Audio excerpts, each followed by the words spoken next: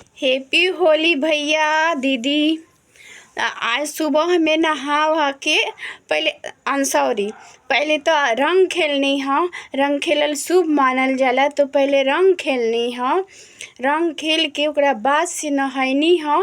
नहा वहा के पूजा उजा कैनी ह। ओकरा बाद से खाना बनावे किचन में गईनी ह, बना उना के। और ओकरा बाद से सोचनी ह कि सबके खिया हुआ देहनी, तब जाए हम अपने साड़ी उड़ी पहन ली। तो पहने ना पैनी ह, तो ऐसे ही जैसे गईनी ऐनी ह रूम में पहने खातिर, वैसे आवे लगनी ह लो।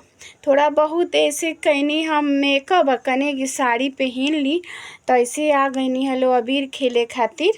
तब ना पहन पैनी ह। अब का पहिनी 5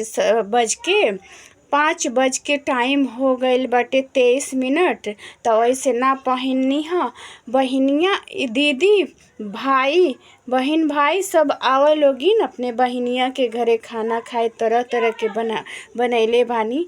और भैया दीदी और देवर सब ई कंजूसी करतानी लो। पहले जैसन सपोर्ट नइखी लो करत। पहले ना कैले रहती लो ना सपोर्ट, तो हम वीडियो ना बनैले रहती।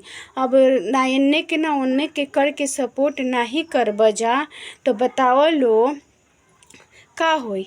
बहनिया के इंसल्टी कराई बा लो का।